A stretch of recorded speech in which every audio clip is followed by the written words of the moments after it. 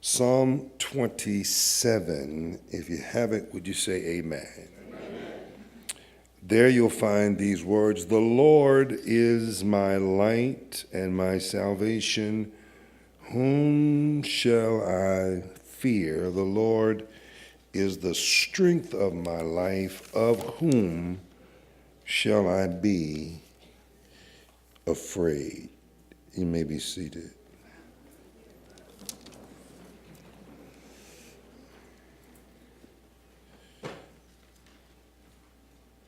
Question is, when do you worship? All right, all right.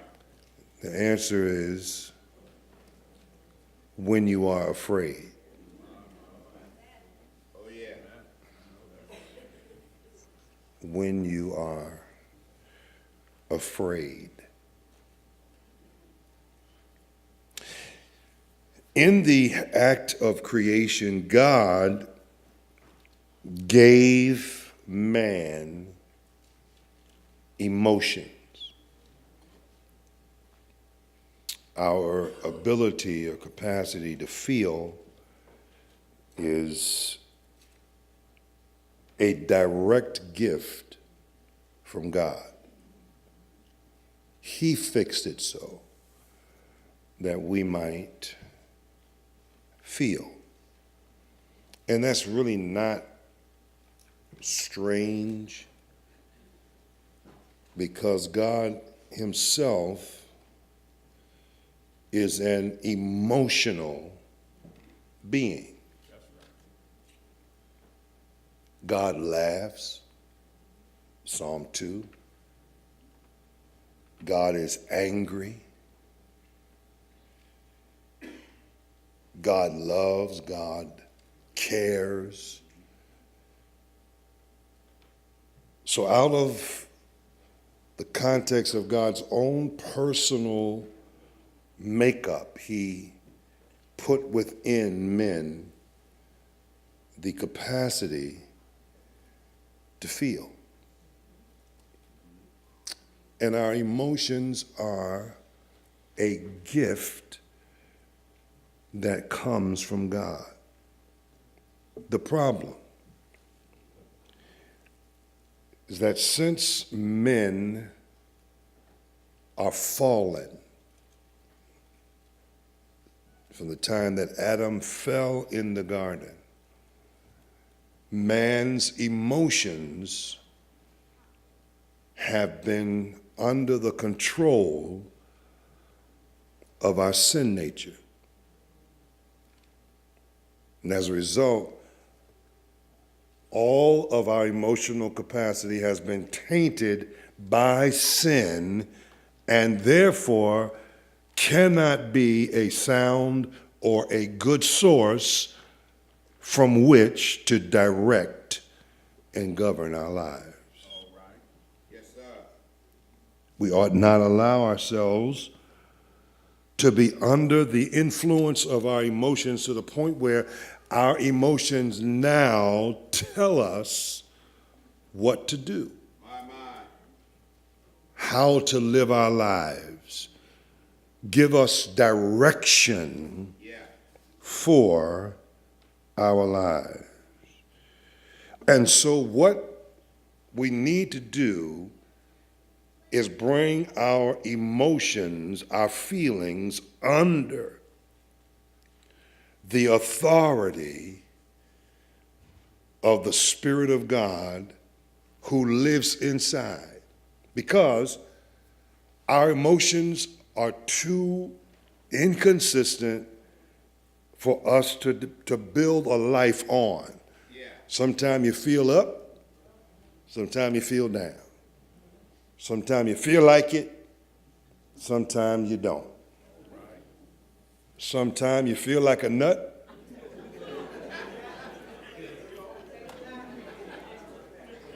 I'm sorry. I'm sorry. You just don't know what to do with how you feel, because your feelings kind of take you in sometime and then take you down. David understands that, and he deals with it in this psalm, this particular psalm. What David literally does is he encourages us to take on an alternate reality, and that is, while on the one hand our emotions are real, there is in fact another reality, and if we grab a hold of that, we'll find that reality is far more real than the emotions in the moment that we're in. So what David does is he addresses in Psalm 27, he says this. He says, no matter what you're feeling, trust in the Lord. Yeah. Thank you. I need you here. No matter what you're feeling, put your trust in the Lord. Everyone in here now, well, most of us in here now, by now, you understand, and if you're honest, you will confess that you have made some of your worst decisions when you were having certain negative feelings. Your worst decisions when you were having bad feelings. Walked away from things, walked away from people, shut down situations, because in that moment, you just weren't feeling it. David says, no matter what you feel, Go ahead. Oh, yeah. he says, trust in the Lord. That's right. Watch this. In this psalm, what David is addressing in particularly rather, is this idea of fear. Yeah. Fear. And it could be in the form of intimidation. Either way, the issue with fear is that fear deals with us in a specific way. Literally, when fear grabs your heart, when fear has you in its hand and you allow it to control you, here's what he says. Literally, fear makes you immobile. All right. Oh, yeah. You won't move. You won't go. You won't step out because fear has grabbed you in your life, and it's now got its hands on you, and it won't let you go. Yes, sir. And when you are in that state, you don't move. You stay stuck, and you stay stuck in that situation to the point where the fear overwhelms you. It overwhelms you. So David is addressing that issue. Now you need to understand that we're talking about David here. All right.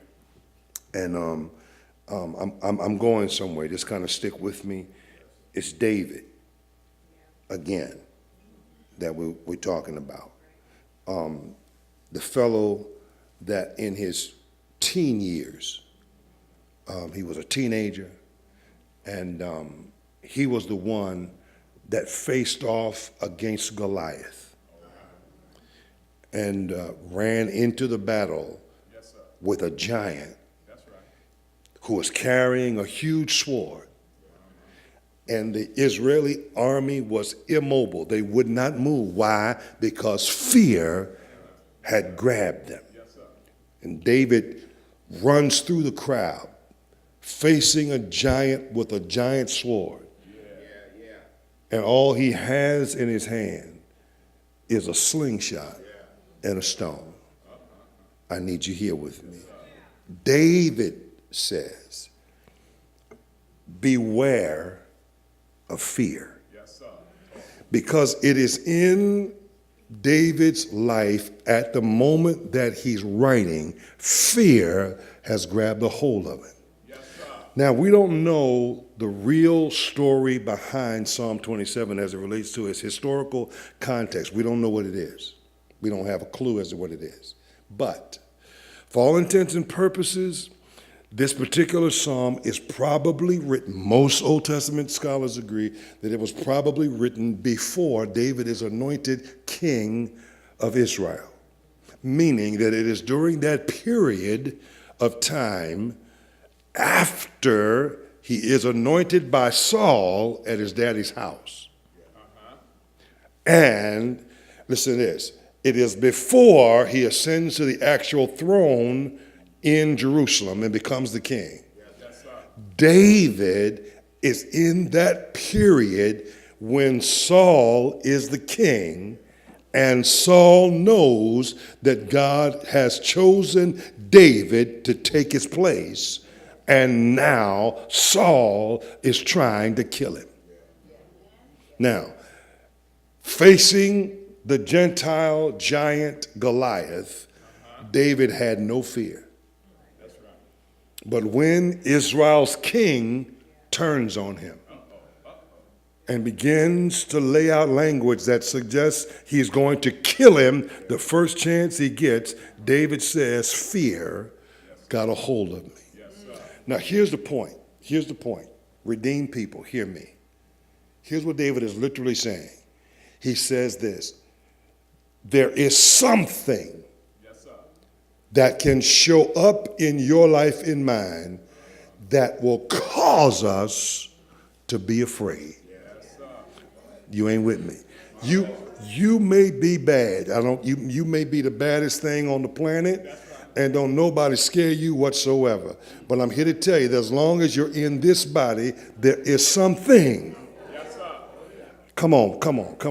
It may not be a person, but it may be a diagnosis. Something that'll come along in your life that'll cause you to be afraid.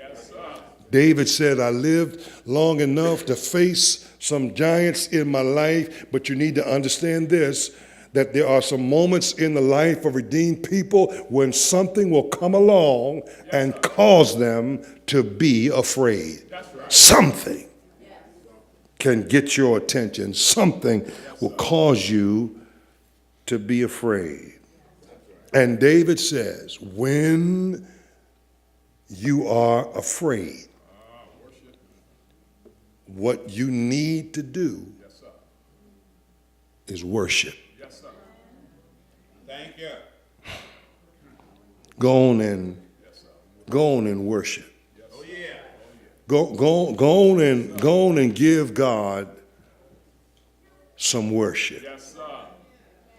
Jesus. No, the reason why you want to do that is because God then becomes the alternate reality, which is in fact the true reality.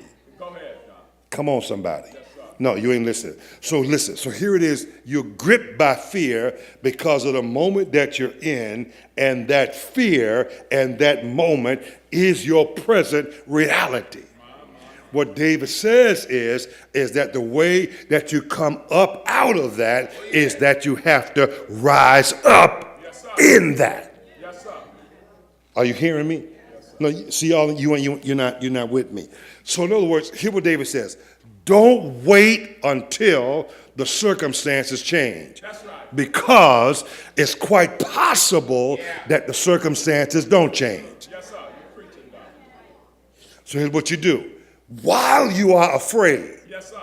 in the midst of your being gripped by fear, here is the alternative. Worship. Yes, sir. Because the moment that you worship, what you do, child of God, watch this, is you literally put your attention on him. Yes, sir. And what happens is God then becomes more real than the moment that you're in. You're preaching, Doc. No, because I don't have the energy to put my attention on two things at one time.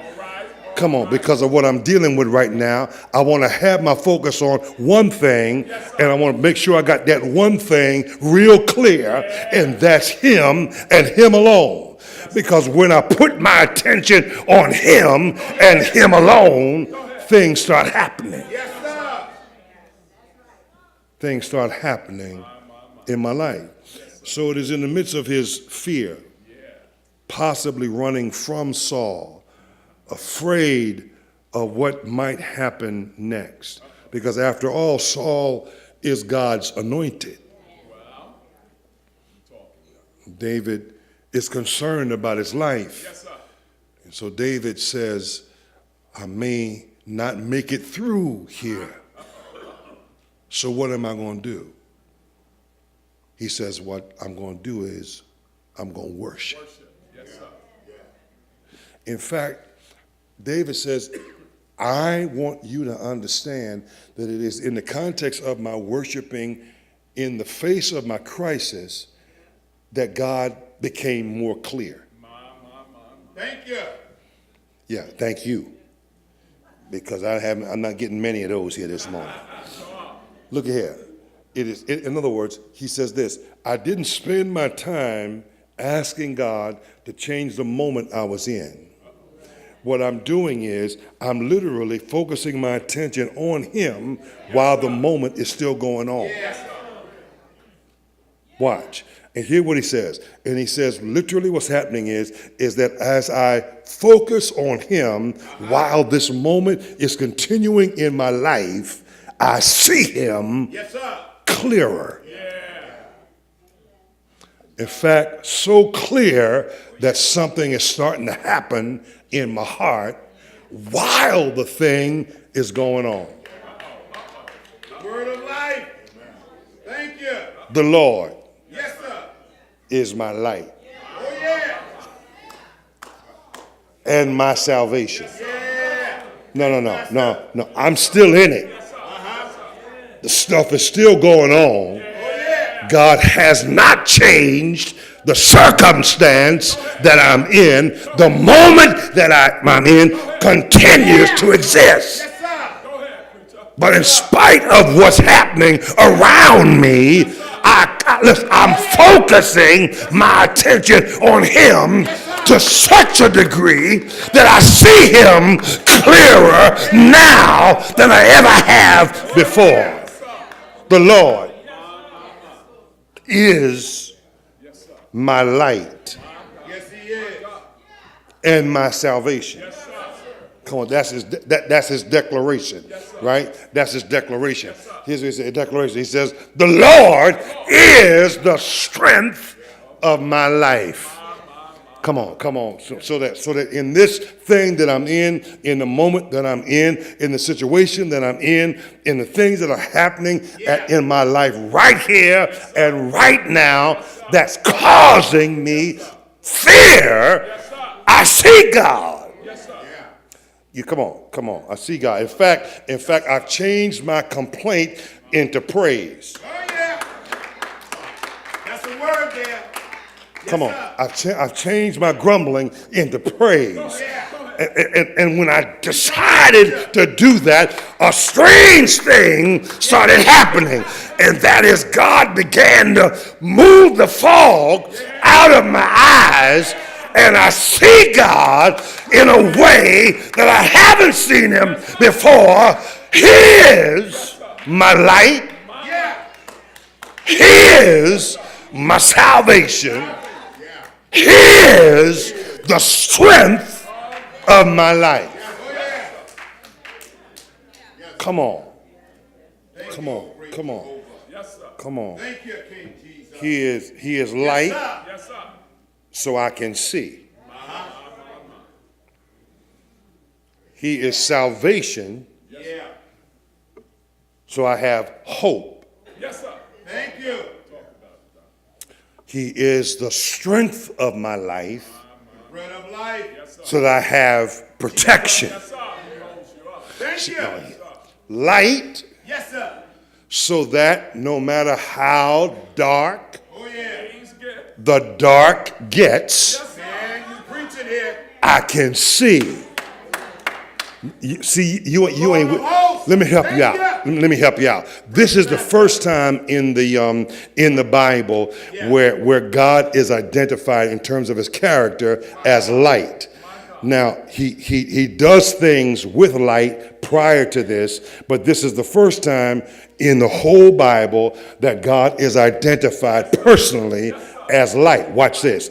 And it is in the context of David being afraid that God is identified as light.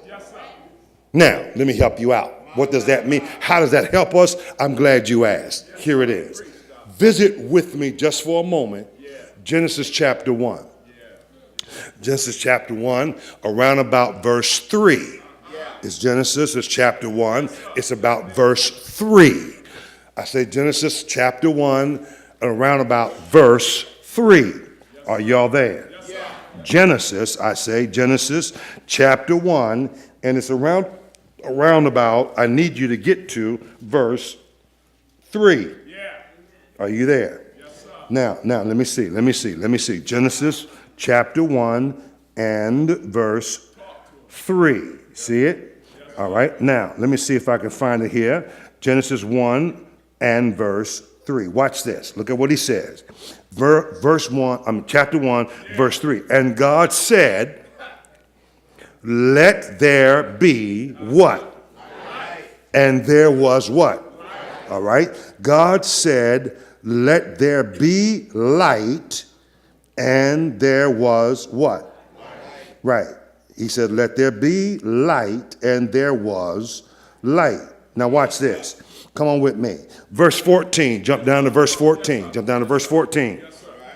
Verse 14. Stay with me. And he said, God said, same chapter, verse 14. And God said, let there be lights in the firmament of the heaven to divide the day from the night, and let them be for signs and for seasons and for days and years, and let them be for what? Lights, right? In the firmament of the heaven to give light upon the earth, and it was so. Right. And God, verse 16, made two great lights, the greater light to rule the day. Y'all see it? And the lesser light to rule the night. He made the stars also. Watch, verse 17, and God set them in the firmament of the heaven to give light upon the earth. Watch it. And to rule, verse 18, over the day and over the night, and to divide the light from the darkness. And God saw that it was what? Good. Verse 19, and the evening and the morning were the fourth day. Y'all see it? Yes, go back to verse 3. Go back to verse 3. Go back to verse 3. Watch. And God said, let there be light, and there was light. And God saw the light that it was good, and God divided the light from the darkness, and God called the light day, and the darkness he called night, and the evening and the morning were the first day. Do you see it? And the evening and the morning were the first day. You see it? All right, watch this. Day 1, light. Yeah. Thank you. Day 4, sun. Thank you. Somebody gonna get this in a minute. Yeah. Watch this. So that he has light Jesus. before he made sun. Hold it. Now watch. How in the world does light know what to be? Light knew what to be the first day because it took its cue from its creator. Thank you. Oh, yes. I can still see you struggling with it in your head. I can see it in your eyes. Let me see if we can make it plain. Let me see if we can help you out. Here's the deal. Check this. David says, go back to Psalm 27. David says this. He says, the Lord is my light. Yes, sir. Stay with me. Literally what he says, what David is saying is this. He's saying that when it comes to me as God's redeemed person, I don't have to wait for God to make up something to help me in my situation. The God I serve is that for me in the midst of what I'm going through. He is himself my light. He's not giving me light. He's not making up light, but he himself is my light. In other words, God knows what I need, and he himself knows how to be what I need in the moment that I need it. You wonder why I worship him? You wonder why I bless his name? Thank you, great Jehovah God. Thank you. I bless his name because he himself personally showed up in my life, and what he did was he himself became the thing I needed. He is my light. But then he says this. He says he is my salvation. Point is, David says, if I'm going to get out of this, the only way I'm going to get out is if God himself brings me out. Come on, y'all. Yeah. I'm in this thing because of the circumstance that took place on earth. But the reality is the God of heaven, if I'm going to get out of this situation, the God of heaven is going to have to move on earth. And since he has become my light, I don't have to worry about him being my salvation. Come on, because as long as I have light, I got hope.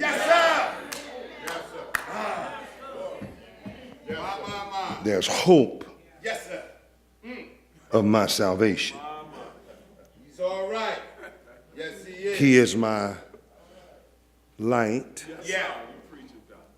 He is my salvation. But wait a minute, not only light and salvation, but here's what David goes on and says. David says, look, the truth of the matter is that he's also the strength of my life. Do you understand what's happening here? God, listen, literally, the word strength there, the literal translation of the word is stronghold.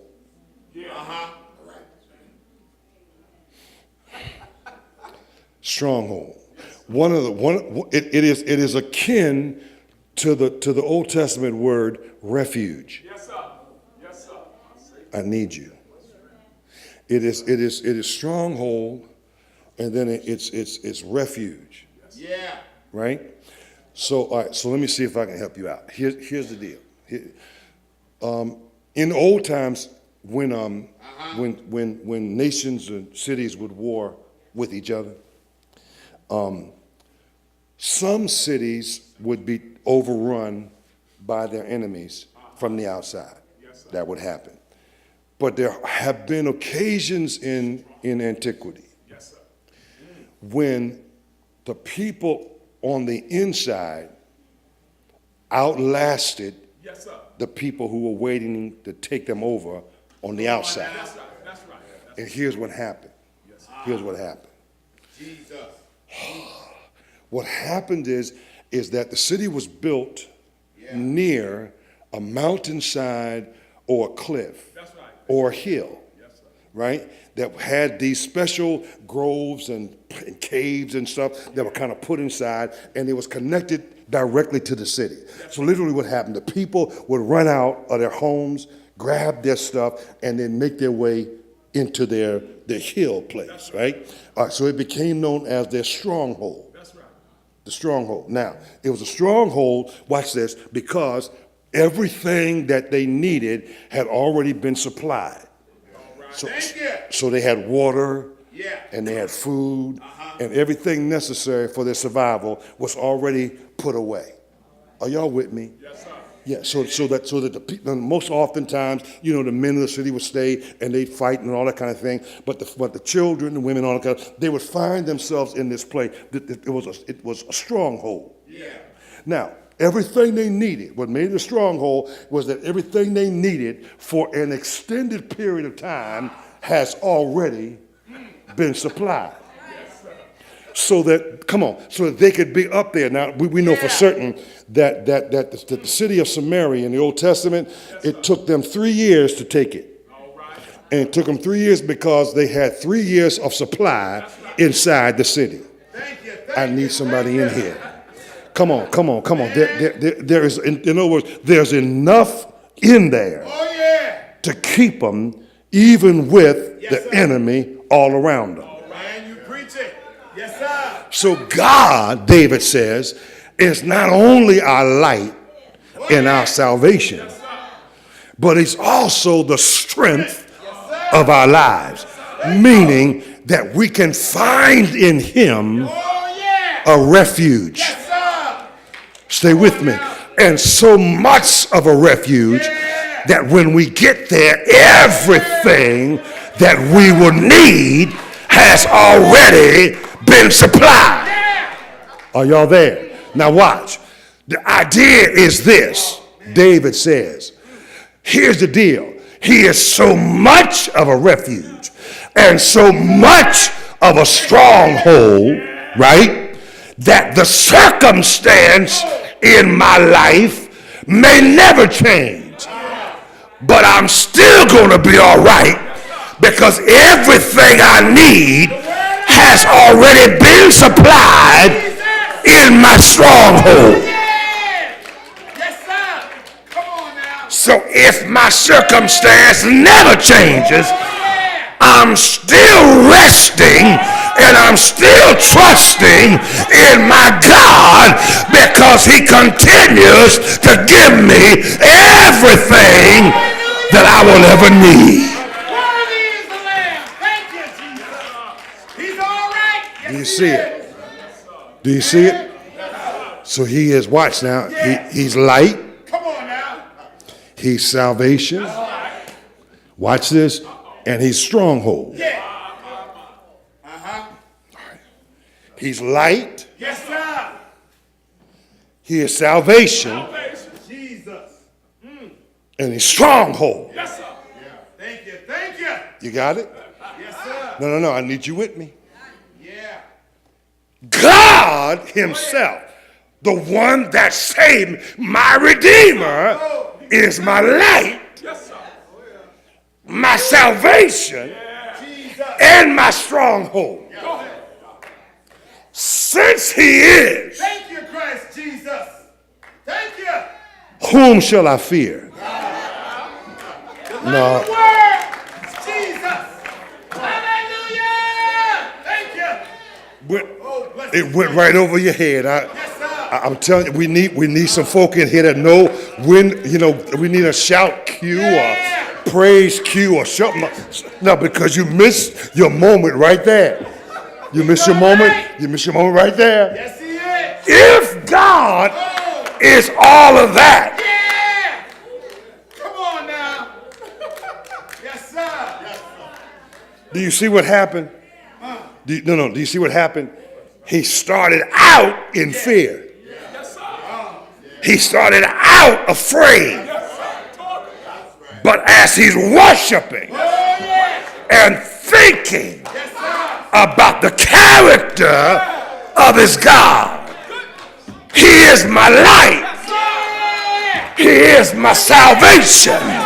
He is my stronghold. Wait a minute.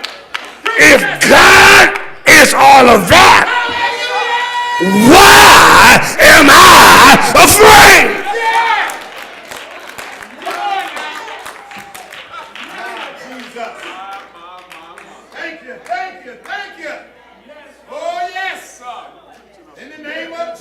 Turn to somebody and say, afraid of what?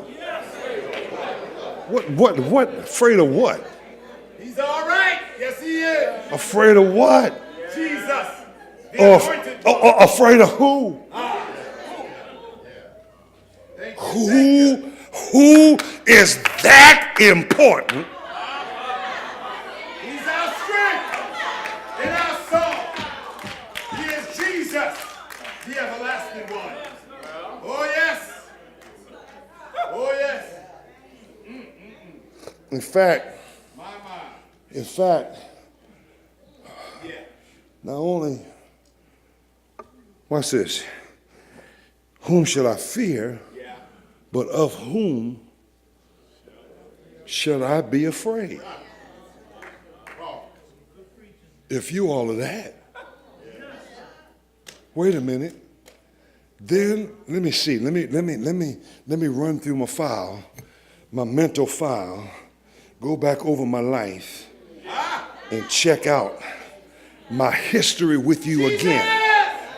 I need a historical point of reference so I can kind of move on in this worship and keep my worship going.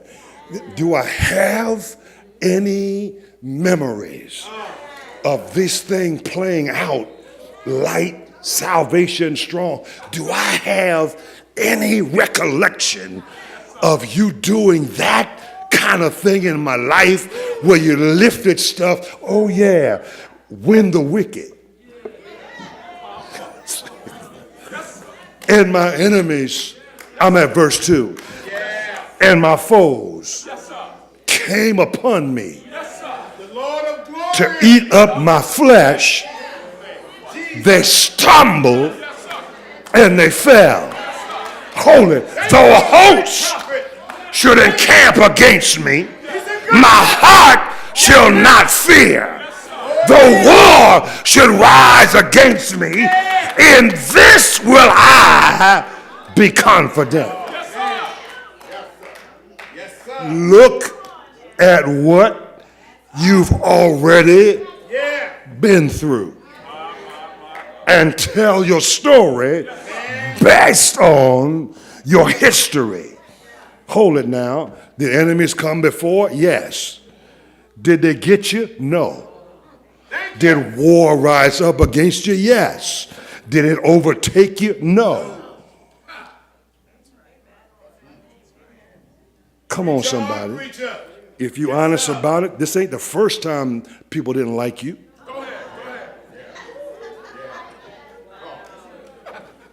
Oh, come on. You better ask somebody. This ain't the first time. This ain't the first time opposition rose up against you. This ain't the first time. Come on. The only reason why you're here, stay with me, to experience this new enemy is because you got past your old one. If the Lord wasn't going to help you in the now, he wouldn't have helped you in the then.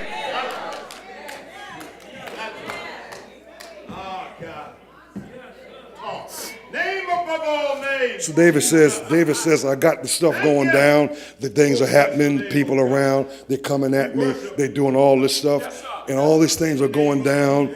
He says, all these things are happening. All these things are going on. All these things are hitting me. All these people are coming at me. All these enemies have risen up against me. He said, all these things are going on. But he tells you what, here what I'm going to do. I found out that there is a calm in the midst of the storm when I worship. When I worship, when I put God in the place in my life where he belongs. Hear what he says, verse 4. One thing have I desired of the Lord. Here is the passion of the worshiper. Hear what he says. That will I seek after, that I may dwell in the house of the Lord all the days of my life, to behold the beauty of the Lord and to inquire in his temple. I'm going to have to stop. But hear what David says. David says, what I want is your presence. Thank you. I want your presence, Lord. Yes, sir. My heart's desire, the longing of my soul. Yeah. Thank you. Thank you. One thing. One thing. And that one thing is not a retaliation against my enemies, right? That's not what I want right now. The one thing I want, I'm not even asking you, God, to take the enemies away. Go ahead. Come on now. Yeah. One thing have I desired. That's the thing I'm going to seek after. Here it is. I want your presence. Yes, sir. Jesus. I want the guarantee of your presence in this moment in my life. Yes, sir. I want to commune with you. Yes, sir. I want to know you. Yes, sir. I want you to become my buddy, my partner, my friend. Yeah. I want you to become all those things in my heart and in my life in this moment. And I'm not going to let them change my focus. Because as long as I'm focusing on you, Thank you. I have no fear. Thank you. Yes, sir. No fear. Not afraid. Not worried. Thank you, Jesus. Now, Yes, God. I'm done because it's too much. We will be here Come on now. while we're supposed to be in the Bronx if I keep going. Because every verse is loaded here. Yes, sir. I haven't even gotten to the verse that says, when my mother and my father forsake me. See, you don't have time nor patience. Wait a minute. And then following up, David then goes real crazy. He says this, I would have fainted Yes, sir. if I hadn't believed to see Hallelujah. the goodness of the Lord. That's in this song. Come on. And then that last verse, wait Come on now. on the Lord. Yeah. Be of good courage. He will strengthen your heart. Wait, I say. I don't have time to get into that.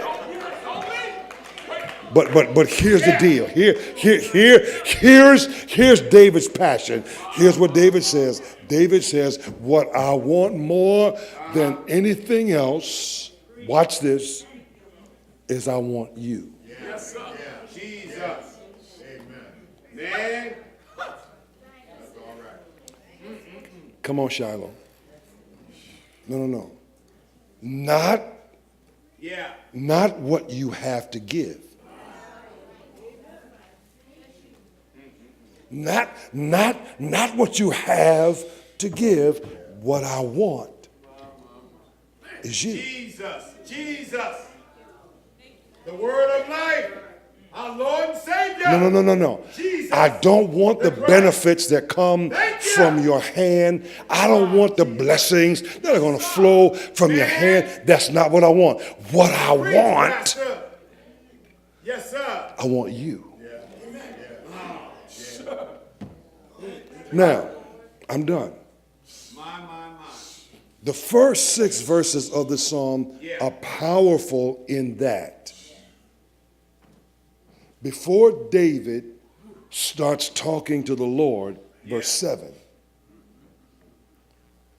David talks to himself. There are moments in your life, child of God, when you need to encourage yourself in the Lord. I'm not talking, listen to me. Sermons are wonderful, but I'm not around you every day. There are days and moments when you're not around me, and there are moments in life when situations come up when I feel so beat down by my failures. Yes, sir. I feel so beat down by the stuff that people say. I feel so beat down about the moments that I'm in. And sometimes those situations can become so overwhelming. Yes, sir. And Satan has this uncanny ability to bring people around when you're at your lowest point and fill your head with some of the craziest and insane thoughts and ideas in the world. It happens to me. I understand it. In those moments, David gives us an illustration of what the child of God ought to do. The thing that needs to happen in your life and mine in these moments, talk to yourself. In the name of Jesus. But don't talk to yourself based on your relationship to your mama and your daddy and the circumstance that you're in. Don't talk to yourself based on the enemies and the folk they're talking about and all the things that are working against you. Don't talk to yourself in light of your failures and your mistakes. But talk to yourself in light of your present relationship with the living God. Yes, sir. You are my light. David's talking to himself. You are my salvation. You are the strength of my life. And the truth of the matter is, I was about to give up, but I remembered the goodness of the Lord. King of glory. Yes, sir. In the land of the living. Yes, sir. When do you worship? When you are afraid. You worship him in the moments of your fear. And as you worship, Thank you. he'll work on the thing in your heart Oh, yeah. and put courage and faith in the place of our fear.